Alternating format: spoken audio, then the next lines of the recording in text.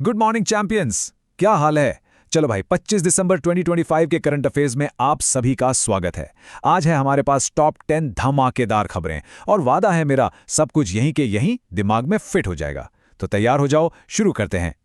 तो ये हैं आज की हमारी टॉप 10 हेडलाइंस। आज पता चलेगा कि भाई ये 1729 नंबर में ऐसा क्या जादू है, फिक्की का गांधी जी से क्या लेना देना था और झारखंड ने क्रिकेट में ऐसा क्या कमाल कर दिया। चलो एक एक करके सबको निपटाते हैं। पहली खबर से शुरू करते हैं। चलो पहली खबर, और ये बहुत बहुत जरूरी है। हमारे पीएम मोदी जी को मिला है ओमान का सबसे बड़ा सम्मान, ऑर्डर ऑफ ओमान, और साथ ही इंडिया और ओमान के बीच एक जबरदस्त डील साइन हुई है जिसका नाम है सीपा। अब ये सीपा क्या भला है? सिंपल भाषा में समझो, ये एक ट्रेड फ्री पास है। मतलब अब हमारे 98% प्रोडक्ट्स ओमान में बिना किसी टैक्स यानी जीरो ड्यूटी पर बिकेंगे। सोचो कितनी बड़ी इकोनॉमिक विन है ये इंडिया के लिए। ओके, चलो आप फटाफट स्टैटिक पॉइंट्स नोट कर लो। एग्जाम में यहीं से सवाल आता है। ओमान की capital Muscat, currency Omani riyal, India Oman की मिलिट्री एक्सरसाइज का नाम है अल नगा, और हाँ, सबसे ज्यादा इंपॉर्टेंट, स्ट्रेट ऑफ हॉर्मुज, ये ओमान और ईरान के बीच है। और समझ लो कि दुनिया का ज्यादातर तेल यहीं से होकर गुजरता है। मतलब ये दुनिया का एक बहुत बड़ा चोक पॉइंट है, इसे बिल्कुल मत भूलना। अगली खबर साइंस और टेक्नोलॉजी से जुड़ी है। देखो, राज्यसभा ने शांति विधेयक पास कर दिया है। अब नाम है शांति, लेकिन काम है बहुत पावरफुल। ये बिल है न्यूक्लियर एनर्जी के बारे में, और इसका टारगेट क्या है? 2070 तक इंडिया को नेट जीरो बनाना। और इसके लिए सरकार एक बड़ा कदम उठा रही है। अब प्राइवेट कंपनियां भी छोटे छोटे न्यूक्लियर रिएक्टर्स लगा पाएंगी। अच्छा, यहां से स्टैटिक का एक पक्का सवाल बनता है। भारत में परमाणु ऊर्जा का जनक किसे कहते हैं? याद रखना, होमी जे भाभा। इन्हें father of India's nuclear programme भी कहा जाता है। और एक बात और, हमारा जो एटॉमिक एनर्जी डिपार्टमेंट है ना, वो सीधा प्रधानमंत्री ऑफिस यानी पीएमओ को रिपोर्ट करता है। ये बहुत खास बात। अब बात इकोनॉमी की। सरकार ने एक नया बिल पेश किया है, एसएमसी विधेयक। देखो, अभी क्या है ना, हमारे शेयर मार्केट के लिए बहुत सारे अलग अलग कानून हैं, सेबी एक्ट, एससीआरए एक्ट वगैरह वगैरह। सरकार का प्लान सिंपल है, इन सब पुराने कानूनों को हटाओ और एक नया सिंपल सा सिंगल कोड बना दो। इससे क्या होगा? देश में बिजनेस करना यानी ईज ऑफ डूइंग बिजनेस और भी आसान हो जाएगा। सेबी के बारे में ये बातें दिमाग में छाप लो, एग्जाम में घूम फिर कर आता ही है। सेबी को कानूनी ताकतें कब मिली? साल 1992 में, जब इसे एक स्टैट्यूटरी बॉडी बनाया गया। हेडक्वार्टर कहाँ है? मुंबई में। ये साल 1992 तो बिल्कुल मत भूलना, बहुत बार पूछा गया है। दोस्तों, ये खबर थोड़ी दुखद है। स्टैच्यू ऑफ यूनिटी को बनाने वाले महान शिल्पकार रामवानजी सुतार जी अब हमारे बीच नहीं रहे। वो 100 साल के थे।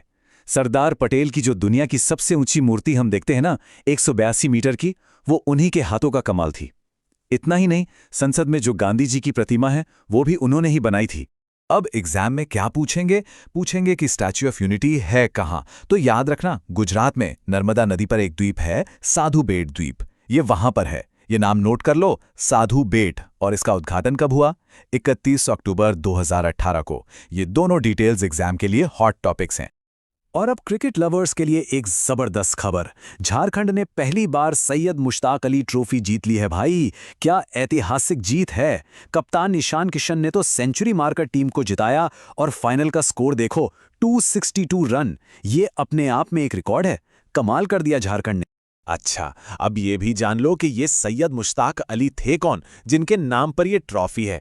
वो इंडिया के पहले ऐसे क्रिकेटर थे जिन्होंने विदेशी धरती पर 1936 में इंग्लैंड के खिलाफ टेस्ट सेंचुरी लगाई थी। सोचो, उस जमाने के हीरो, और आज उन्हीं के नाम पर ये T20 टूर्नामेंट होता है। अगली खबर इंटरनेशनल रिलेशन से। भारत ने 2026 के लिए ब्रिक्स की अध्यक्षता संभाल ली है। मतलब सीधा सीधा ये कि 2026 में ब्रिक्स का बॉस कौन होगा? अपना भारत। हम 18वीं समिट होस्ट करेंगे, और हमारी थीम क्या होगी? डिजिटल इंक्लूजन और सस्टेनेबल डेवलपमेंट। इस पॉइंट को स्टार मार्क कर लो। ब्रिक्स अब बड़ा हो गया है। पहले 5 देश थे, अब इसमें मिस्र, इथियोपिया, ईरान और यूएई भी शामिल हो गए हैं। ये नए मेंबर्स के नाम रट लेना। और इनका जो बैंक है, न्यू डेवलपमेंट बैंक या एनडीबी, उसका हेडक्वार्टर शंघाई, चीन में है। ये दोनों फैक्ट्स बहुत बहुत जरूरी हैं। अब एक डिफेंस न्यूज। इंडियन नेवी में एक नया जहाज शामिल हुआ है, DSC-A20। ये एक डाइविंग सपोर्ट क्राफ्ट है। मतलब पानी के नीचे काम करने वाले डाइवर्स की मदद करेगा। और सबसे मजेदार बात पता है क्या है? इसे बनाया है टिटागढ़ रेल सिस्टम्स ने। हाँ, वही कंपनी जो ट्रेन के डिब्बे बनाती है। ये है असली मेक इन इंडिया का पावर। चलो अब एक सरकारी योजना की बात करते हैं। सरकार ने डेवकॉम स्कीम शुरू की है। इसका मकसद बहुत सीधा है। सरकार की जो योजनाएं हैं, जैसे विकसित भारत, उसकी जानकारी देश के कोने-कोने तक, हर गांव तक पहुंचाना। और ये काम सूचना एवं प्रसारण मंत्रालय कर रहा है। मैथ्स के जीनियस के लिए एक बड़ी खबर। शास्त्रा रामानुजन पुरस्कार 2025 का ऐलान हो गया है। इस बार ये मिला है अमेरिका के डॉक्टर एलेक्जेंडर स्मिथ को। इस अवार्ड की एक खास बात है, ये सिर्फ 32 साल से कम उम्र के गणितज्ञों को ही मिलता है। पता है क्यों? क्योंकि हमारे महान गणितज्ञ श्रीनिवास रामानुजन जी का निधन सिर्फ 32 साल की उम्र में हो गया था। उन्हीं को श्रद्धांजलि देने के लिए ये आयु सीमा रखी गई है। अब जरा इस नंबर को देखो, 1729। ये सिर्फ एक नंबर नहीं है बॉस, ये एक मैजिक नंबर है। इसे हार्डी रामानुजन नंबर भी कहते हैं। किसी को पता है इसमें ऐसा क्या खास है? सोचो सोचो। तो देखो इसका राज। 1729 दुनिया का सबसे छोटा नंबर है, जैसे दो अलग अलग क्यूब्स के जोड़ के तौर पर दो अलग अलग तरीकों से लिखा जा सकता है। स्क्रीन पर देखो, 1 का क्यूब प्लस 12 का क्यूब, ये भी 1729 होता है। और 9 का क्यूब प्लस 10 का क्यूब, ये भी 1729 होता है ना? एकदम कमाल की बात। और दोस्तों, आज की हमारी आखिरी खबर, एक बहुत जरूरी अपॉइंटमेंट। FICCI के नए प्रेसिडेंट बन गए हैं हर्षपति सिंघानिया। ये JK पेपर कंपनी के मालिक हैं और इन्होंने महिंद्रा ग्रुप के अनीश शाह की जगह ली है। ये टेबल देख लो, इससे आपको हमेशा याद रहेगा, पुराने प्रेसिडेंट थे अनीश शाह और अब नए हैं हर्षपति सिंघानिया। विजुअल से चीजें दिमाग में बैठ जाती हैं। अब फिक्की का स्टैटिक GK, इसको तो रटी लो। ये इंडिया का सबसे पुराना बिजनेस ऑर्गेनाइजेशन है। 1927 में बना था। पर सबसे खास बात क्या है? इसकी स्थापना महात्मा गांधी जी की सलाह पर हुई थी। GD बिड़ला और पुरुषोत्तम दास ठाकुरदास ने इसे बनाया था।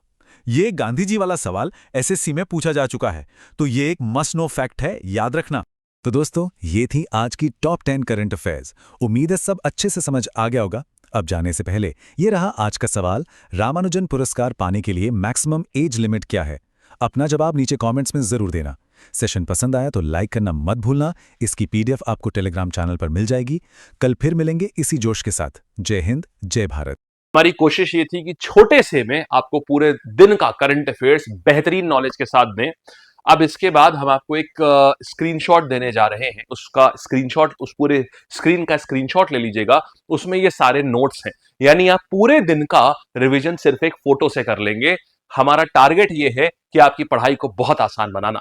और ये स्क्रीनशॉट और ये पूरा कंसेप्ट कैसा लगा, नीचे कमेंट में बताइएगा जरूर। ठीक है जी, नमस्कार, धन्यवाद और do subscribe the channel. Thank you.